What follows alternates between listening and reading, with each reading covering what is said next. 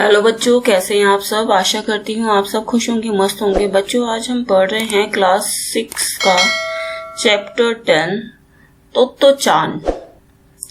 पाठ प्रवेश। तोत्तो-चान की माँ उसका ऐसे स्कूल में प्रवेश करवाना चाहती थी जहाँ पर अध्यापिकाएं उसके बाल मन का ध्यान रखें और उसकी बाल सुलभ गतिविधियों को समझ सकें। पिछले स्कूल की तरह उसके साथ कड़ाई से पेश न आए। पिछले स्कूल से उसे निकाल दिया गया था क्योंकि उसकी वजह से अनुशासन में बाधा आती थी, इसलिए उसकी माँ नया स्कूल देखने जाती है। इस पाठ में उसके नए स्कूल का वर्णन है। इसमें एक बच्ची है, उसका नाम है तोत्तो-चान, और जो उसकी मदर है, उसकी माँ है, उसको एक नए स्कूल में एडमिशन करवाने के लिए लेके जाना चाहती है, जहाँ पर वो कहती है कि जो टीचर्स होती हैं वो जैसे बच्चे होते हैं, तो बच्चों के जो नटखटपन होता है या शरारती बच्चे होते हैं तो उनके मन का ध्यान रखें। ऐसी टीचर्स हो वहाँ पे स्कूलों में, और जो उसकी बाल सुलभ गतिविधियों को समझ सके। मीन्स उसकी जो शैतानी है या फिर उसके पढ़ना या ना पढ़ना कुछ प्रॉब्लम है तो उसे भी टीचर्स अच्छे से समझ सके।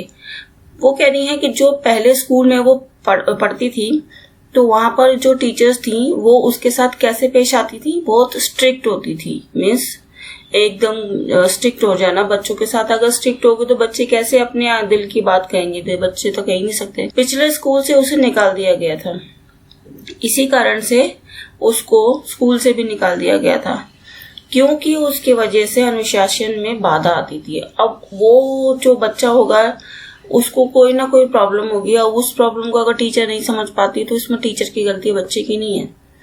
इसलिए उसकी माँ नया स्कूल देखने जाती है।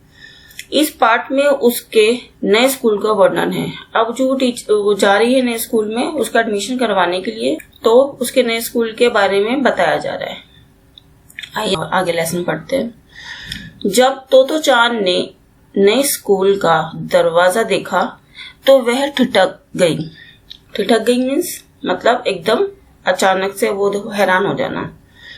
अब तक जिस स्कूल में वह जाती रही थी उसका दरवाजा सीमेंट के 2 बड़े खम्भों का बना था और दरवाजे पर बड़े बड़े अक्षरों में स्कूल का नाम लिखा था। पर इस स्कूल का दरवाजा तो पेड़ के 2 तनों का था।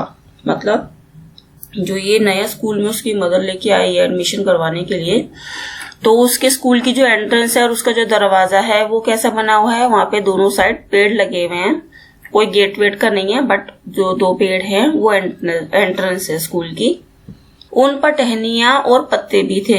अरे यह दरवाजा तो बढ़ रहा है, मीन्स यह बढ़ता जाएगा, एक दिन शायद टेलीफोन के खंबे से भी ऊंचा हो जाएगा। अब पेड़ है, पेड़ तो ऑब्वियसली बढ़ता ही जाएगा, पत्ते बढ़ेंगे, टहनियां बढ़ेंगी। तो वो क्या कह रहे हैं कि ये जो गेट ऐसा बना हुआ है इससे तो ये सब बढ़ता ही जाएगा और एक दिन खंबे से टकरा के वो क्या हो जाएगा, उससे पेड़ की टहनियां जो वो बोल रहे हैं कि जिनके जड़ें भी मौजूद थी, मीन्स जो रूट्स हैं वो तक भी उनको दिखाई दे रही हैं। कुछ और पास पहुंचने पर तोत्तो-चान ने अपनी गर्दन टेढ़ी कर स्कूल का नाम पढ़ना चाहा। अब वो जो स्कूल का नाम भी पढ़ रही है क्योंकि वो जो पेड़ है उसके बाहर से स्कूल का नाम दिख नहीं रहा, इसीलिए वो अपनी गर्दन को थोड़ा टेढ़ा मेढ़ा करके इधर उधर नीचे झुककर ऐसे क्या करना चाह रही है, स्कूल का नाम पढ़ना चाह रही है। टहनी पर टंगी नाम की तख्ती भी हवा से टेढ़ी हो गई थी। अब वो जो एंट्रेंस है जिसपे जो 2 पेड़ लगे हैं उस पेड़ पर एक तख्ती यानी एक ऐसा बोर्ड सा होता है जिसके ऊपर उस स्कूल का नाम लिखा हुआ होगा, तो वो भी जब हवा चलती होगी तो वो हिल जाता है और वो उसको टेढ़ा दिखाई दे रहा है। उसमें लिखा है तो मोए गाकुएन। ये लैंग्वेज एक चाइना लैंग्वेज लग रही है, तो वो उस स्कूल का नाम क्या पढ़ा गया है उसने, तो मोए गाकुएन। तोत्तो-चान माँ से यह पूछना ही चाहती थी कि तोमोए का मतलब क्या होता है, कि अचानक उसे एक झलक दिखी। उसे लगा कि शायद वह सपना देख रही होगी। वह बैठ गई ताकि झाड़ियों के बीच से देख पाए। उसे अपनी आंखों पर विश्वास ही नहीं हो रहा था। माँ, क्या वह सचमुच रेलगाड़ी है? देखो वहां स्कूल के बाग में स्कूल में कमरों की जगह बेकार रेलगाड़ी के 6 डिब्बे काम में लिए जाते थे। मीन्स जो क्लास बनी हुई थी, वो जो रेलगाड़ी होती हैं जो बेकार मीन्स जो यूजलेस होती हैं, उसी को क्या कर रखा है, उसको रेलगाड़ी के जो डिब्बे होते हैं उनको ही इस क्लासरूम बना रखा है उस स्कूल में। तो चान को लगा कि ऐसा तो सपनों में ही होता होगा, रेलगाड़ी में स्कूल। अब वो कह रही है कि ऐसा भी कोई स्कूल होता है, उसने तो कभी देखा ही नहीं कि भाई रेलगाड़ी के डिब्बों में भी क्लासें होती हैं। तो वो सोचती है ऐसा तो भाई सपनों में ही हो सकता है कि मैं सपना देख रही हूँ, कि रियलिटी में तो उसने सोचा ही नहीं है ऐसा हो सकता है। डिब्बों की खिड़कियां सूरज की रोशनी में चमक रही थी, पर झाड़ियों के बीच से झांकती गुलाबी गालों वाली उस लड़की की आंखें और अधिक चमक रही थी। क्षण भर बाद ही तो चांद खुशी से चिल्लाई और रेलगाड़ी के डिब्बे की ओर भागी। भागते भागते ही मुड़कर माँ से कहने लगी, आओ जल्दी करो, जब तक यह ट्रेन रुकी है हम झट से चढ़ जाते हैं। माँ चौंकी और उसके पीछे दौड़ी। माँ भी कभी बास्केटबॉल की खिलाड़ी रह चुकी थी, इसलिए वह तो चांद से भी तेज भागी। ठीक डिब्बे के दरवाजे के बाहर उन्होंने तो चांद की फ्रॉक का सिरा पकड़ लिया। मीन्स जो फ्रॉक होगी उसका एक कोना कपड़े का उसकी मम्मी ने उसे पकड़ लिया। तुम अंदर नहीं जा सकती, माँ ने उसे रोकते हुए कहा।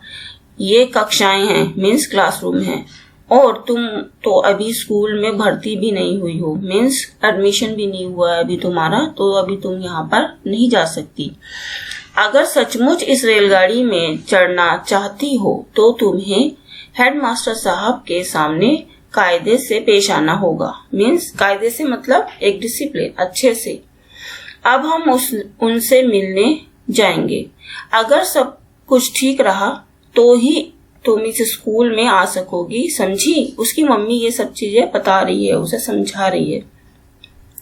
तो चांद को ट्रेन में तुरंत न चढ़ पाने का दुख तो हुआ, पर उसे लगा कि जैसा माँ कहती है वैसा करना ही शायद अच्छा होगा।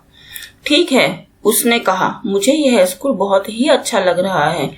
माँ ने कहना चाहा कि प्रश्न यह नहीं है कि तुम्हें स्कूल अच्छा लगता है यहाँ नहीं, या नहीं, बल्कि यह है कि हेडमास्टर साहब को तुम अच्छी लगती हो या नहीं।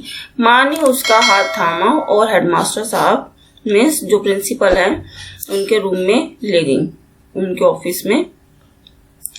हेडमास्टर साहब के दफ्तर की ओर बढ़ने लगी। रेलगाड़ी के सभी डिब्बों में शांति थी। दिन की पहली कक्षा शुरू हो चुकी थी। मीन्स दिन की मतलब जो मॉर्निंग का पहला जो पीरियड होता है वो शुरू हो चुका था। स्कूल के चारों ओर दीवारों की जगह पेड़ बाग की क्यारियां थी। मीन्स वहां पे क्या था, आसपास ग्रीनरी थी और बहुत अच्छे कलरफुल फ्लावर्स लगे हुए थे, फूल लगे हुए थे जो लाल पीले फूलों से पटी हुई थी। मीन्स पट्टी की तरह जो कॉर्नर्स होते हैं वो फूलों से ढके हुए थे। हेडमास्टर साहब का दफ्तर रेलगाड़ी के डिब्बे में नहीं था।